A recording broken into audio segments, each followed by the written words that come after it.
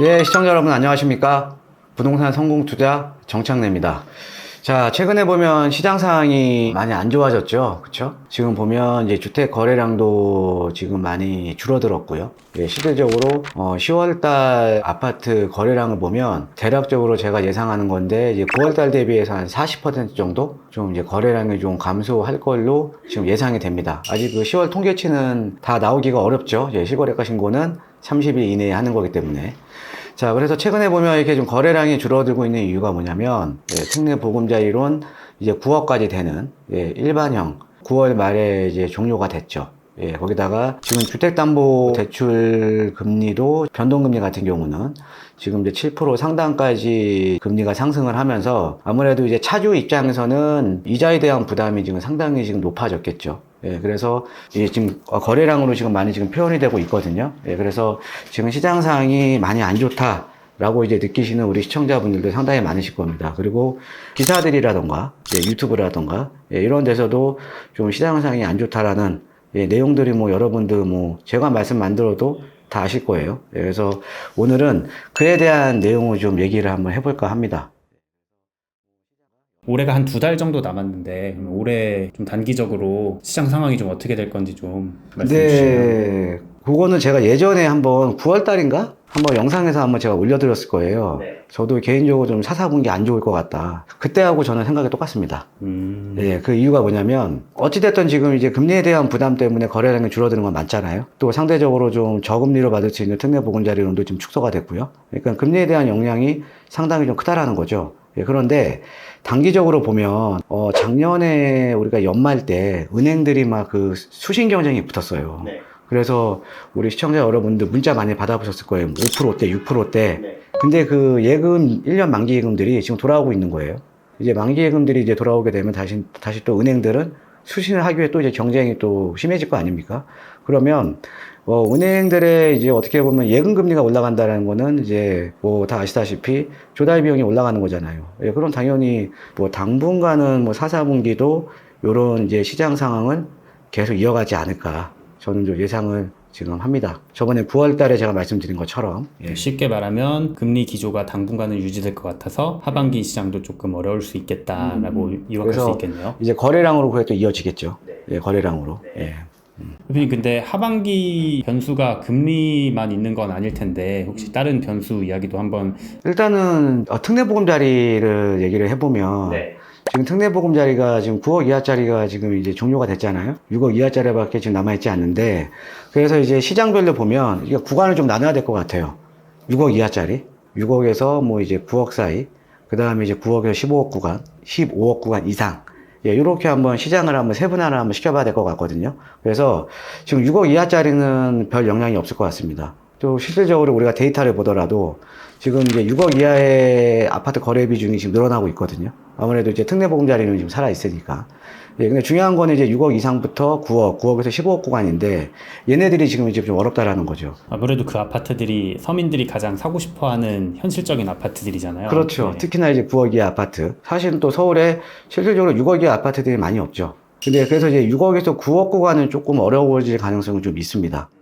그리고 사실은 이제 또 6억에서 9억짜리가 거래가 돼야 이 9억에서 15억짜리 구간도 낙수 효과 때문에 좀 거래량이 늘어날 수가 있는데 그러면 이제 9억에서 15억 구간도 사실 좀 어려울 것 같고요. 15억짜리 아파트 같은 경우에는 예전에도 대출이 안 나왔었거든요. 아, 맞습니다. 네. 그러니까 이제 그들만의 리그라는 거죠. 그런데 아무래도 이제 15억짜리 이상의 아파트들 같은 경우에도 금리 영향은 좀 있다라는 거죠. 그래서 15억짜리 같은 경우에는 이제 금리 인하 여부에 따라서 이제 가격이 좀 이렇게 왔다 갔다 할 수가 있는 거고요. 지금 당분간은 6억에서 9억 구간, 9억에서 15억 구간은 상당히 좀 어려울 거다. 반면에 6억 이하 아파트 같은 경우에는 뭐 상대적으로 좀 영향이 적다. 영향이 적다라고 보면 될 것 같고. 근데 여기서 하나 좀 말씀을 드릴 게 뭐냐면, 신생아 특례대출이라는 게 내년부터 나오거든요. 규모는 한 27조 정도 시장의 유동성을 공급을 할 겁니다. 그래서 이제 신생아를 이제 가지신 분들, 그러니까 이제 새롭게 출산을 하시는 분들이나 뭐 23년도에 출산을 했던 분들도 대상이에요. 그러니까는 이제 그런 분들 같은 경우는 이제 그 신생아 대출이라는 게 지금 이제 뭐 자료화면 나갈 텐데 9억까지거든요. 그리고 이제 소득 구간에 따라서 금리가 1%에서 3%대예요. 그러니까 지금 우리 기존에 했던 특례 보금자리론보다 훨씬 더 금리가 낮다라는 거죠. 아무래도 우리나라가 너무 지금 이제 출산들을 안 하잖아요. 그러니까 사실은 이거는 제가 봤을 때 정말로 좋은 정책인 것 같아요. 실질적인 혜택을 줘야 되는 거거든요. 그래서 이 신생아 대출이 내년에 나오게 되면 또 시장에 9억 이하 아파트에 대해서는 유동성 공급이 많이 될 거다. 예, 라고 이제 보시면 될 것 같아요. 그래서 그게 이제 대안 대출도 가능하거든요. 그러니까 기존에 했던 대출을 신생아 대출로 갈아탈 수가 있어요. 금리를 좀 낮출 수 있는 효과가 있겠네요. 예, 그러면은 우리가 기존에 우리가 올 초에 특례보금자리론이 나오면서 어떤 역할을 했냐면 수요자도 늘어났지만 기존에 고금리, 그러니까 변동금리에 있었던 분들이 대출을 다 갈아탔거든요. 대출을 싼 금리로. 금리로 갈아타니까 내가 팔 이유가 없어지는 거죠. 이자 부담이 줄어드니까. 그러니까 매물들이 줄어드는 효과가 있었거든요. 그러니까 그런 역할도 우리가 이제 볼 수 있다라는 거죠. 예, 그래서 시장이라는 건 사실은 뭐 우리 시청자 여러분들 올해하고 작년 보면 되게 어두웠다가 또 언젠가는 또 밝아지잖아요. 맞습니다. 그렇죠? 그래서 이제 시장이라는 건 돌고 도는 거거든요. 제가 봤을 때는 올해는 좀 어려울 것 같고 내년부터는 좀 서서히 또 기지개를 펴지 않을까. 예, 이렇게 좀 예상을 해봅니다. 예. 아무래도 사람들 관심사가 거의 아파트에 있다 보니까 아파트 위주로 말씀을 해주셨는데 주택에는 아파트만 있는 게 아니잖아요. 다른 시장들은 어떻게 될지 좀 궁금해하시는 분들이 많거든요. 지금 이제 비아파트 부분, 아파트가 아닌 비아파트 부분은 상당히 좀 안 좋다고 여기시잖아요. 근데 그것도 이 비아파트 부분, 이 빌라 시장만 보더라도요, 또 거래가 잘 되는 시장이 상당히 많아요. 데이터를 보더라도 지금 빌라들이 지금 전세 사기 여파라든가 이런 여파 때문에 좀 거래량이 줄어드는 거지 거래가 안 되고 있는 건 아니거든요. 예, 우리가 그러니까는 시장이 뭐 전체적으로 죽은 게 아니라 뭐 전세 사기 여파가 큰 지역들, 그러니까 그런 데가 이제 보통 매매가하고 전세가하고 비슷한 지역들 아니에요. 예전에 서울에서도. 예, 수도권에서 그런 지역이 지금 많이 터지고 있잖아요. 그런 지역들은 거래가 올 수 없죠, 당연히. 그런데 사실은 우리가 전세 사기 같은 경우에는 우리가 재개발이나 개발 압력 높은 지역들은 매매가하고 전세가가 갭 차이가 상당히 크거든요. 그러니까 이런 데는 전세 사기가 있을 수가 없죠. 상대적으로 전세 느리기도 좋고요. 그죠? 예, 그래서 이런 지역들은 지금도 이제 거래가 꾸준하고요. 실질적으로 저는 상담을 해보면 재개발 재건축에 대한 상담들이 상당히 많거든요.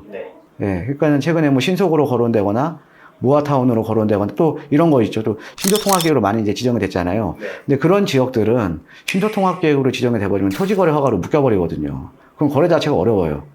예, 실거주 목적으로 매입을 해야 되기 때문에. 그런데 그럼에도 불구하고 지금 빌라들은 그래도 거래가 되고 있다라는 거죠. 그럼 그런 지역들이 어디가 거래가 되고 있냐면 뭐 모아라든가 역세권 시프트라든가 이런 좀 거래가 될 수 있는 지역들, 아니면 이렇게 앞으로 신속이라든가 이런 정비 사업으로 진행이 될 수 있는 지역들, 이런 지역들은 지금 거래량이 꾸준하거든요. 정리해서 말을 해보자면 빌라 자체의 가치보다는 개발에 대한 기대감이라던가 나중에 아파트에 대한 기대감 이런 거를 통해서 좀 빌라에 대한 매수 심리 이런 게 좀 올라가고 있다고 봐도 되는 건가요?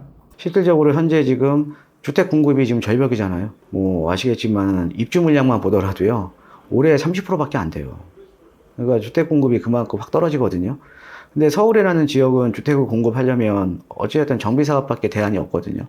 그래서 현재 지금 제가 지금 볼 때는 재개발 재건축이 기존에 비해서도 이제 뭐 규제 지역에서 비규제 지역으로 해제가 되면서 뭐 여러 가지들이 규제가 완화됐지만 앞으로 재개발 재건축에 대한 규제 완화가 더욱더 많이 이루어질 거라고 저는 예상을 합니다.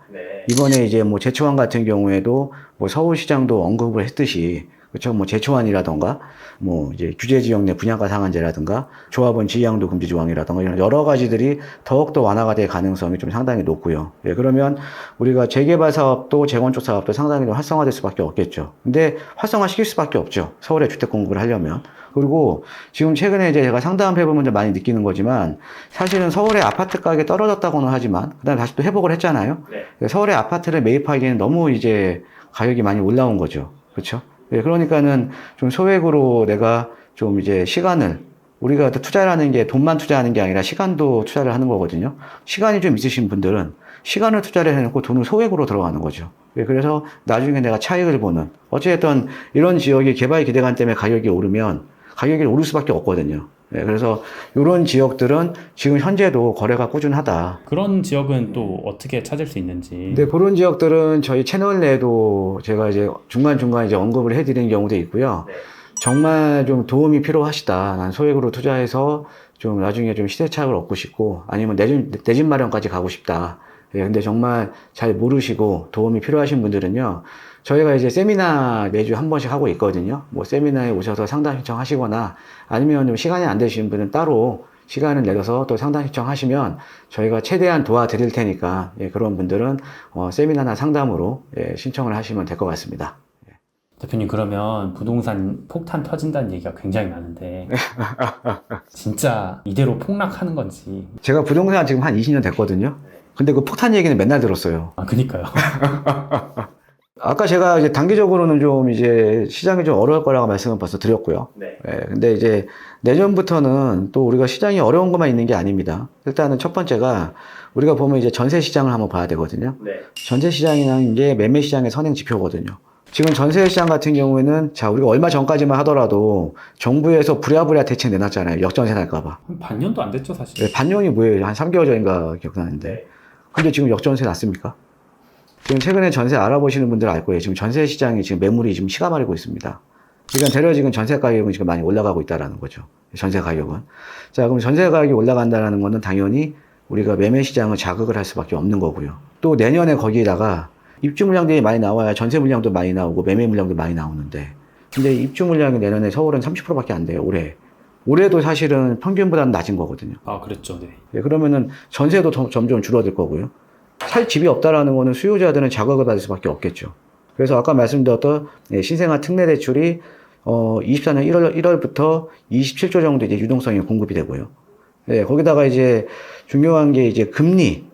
지금 금리가 이번에 지금 연준에서도 지금 금리 지금 2회 연속 지금 금리 동결했거든요.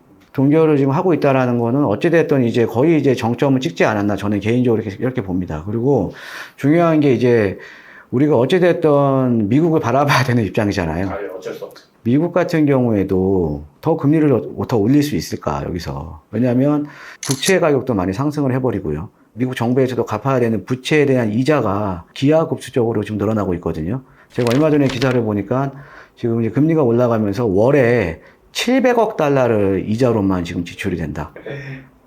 네, 그러면은 이자 비용이 많아진다라는 거는 다른 돈으로 지출을 할 돈이 줄어드는 거잖아요. 맞습니다. 그렇죠? 뭐 교육비 예상이라든가 이런 걸로. 예, 그러면 이거를 과연 계속 유지할 수가 있을까? 예, 그래서 제가 봤을 때는 금리는 이제 어느 정도 이제 정점을 찍었다라고 저는 이제 좀 보는 거고요. 물론 이제 제가 이제 경제 전문가가 아니기 때문에 확실하게 알 수는 없죠. 이건 사실 뭐 경제 전문가들도 확실하게 알 수 있는 건 아니잖아요. 여러 가지들을 봤을 때 금리는 이제 정점을 찍었다. 시장에서 예상하듯이 내년 2, 3분기 때는 점진적으로 좀 내려갈 가능성이 높은데 그 전부터 금리 시장 금리는 떨어질 수밖에 없거든요. 예, 그러면은 그때부터 이제 시장이 움직일 가능성이 저는 또 상당히 높다고 보라는 거죠. 작년이랑 지금 똑같은 시장이에요. 작년에 11월, 12월 달에 저희 영상 보시면 아시겠지만 연초에 제가 계속 시장 거래량 늘어날 거고 지금이 바닥이다. 지금 이제 회복할 거다 이렇게 누차 말씀드렸었거든요. 저희 영상 한번 뭐 작년에 이맘때쯤 영상 찾아서 한번 다시 보기 하셔도 될 것 같습니다. 근데 지금 올해하고 이제 상황이 또 비슷하다는 거죠. 그 당시에 먼저 준비를 하셨던 분들은 지금 상당히 어떻게 보면 갈아타기도 잘 하신 거고 또 시세 차익도 좀 상당히 났던 거고 또 시세 차익 났다라는 건 내가 버틸 힘이 생긴 거죠. 그죠? 그러니까는 시장이 안 좋을 때 준비를 하셔야 되는 겁니다. 특히나 갈아타기를 하실 분들이 있어요. 상급지로 갈아타기 하실 분들. 이런 분들은 지금이 사실은 갈아타기를 하실 타이밍이죠. 시장이 안 좋을 때는 전체적으로 안 좋지만 시장이 좋을 때는 상급지의 가격이 더 많이 올라가 버리거든요. 네, 그러면 갈아타기를 하실 분들은 사실 지금 갈아타기를 하셔야 된다는 거죠. 매물도 많이 쌓여 있을. 그렇죠. 매물들이 많을 때 나는 물건들을 고를 수가 있는 거잖아요. 그렇죠. 그렇죠. 매물들이 많을 때. 네. 예, 그래서 지금 작년이랑 사정이 좀, 상황이 좀 비슷하니까요. 어찌됐든 우리가 준비된 사람들이 돈을 버는 거잖아요. 예, 그래서 남들 다 안 좋을 때 우리가 준비를 미리 해놓으면 되는 거잖아요. 예, 그게 바로 우리가 시장을 이제 미리 예측을 하고 먼저 움직이고, 그렇죠. 미리 준비하는 거죠. 이렇게 한번 생각을 해보시는 것도 좀 괜찮을 것 같습니다. 최근에 이제 집값의 이제 향방과 관련해서 여러 가지 이제 언론이라던가 유튜브라던가 인터넷상에서 여러 가지 말들이 많습니다. 그래서 저도 오늘 제 의견을 이제 전달을 해드렸는데 일단은 또 시장이 또 급작스럽게 빠질 가능성은 저는 없다고 봅니다. 예, 그래서 큰 충격이 와서 가격이 폭락을 한다?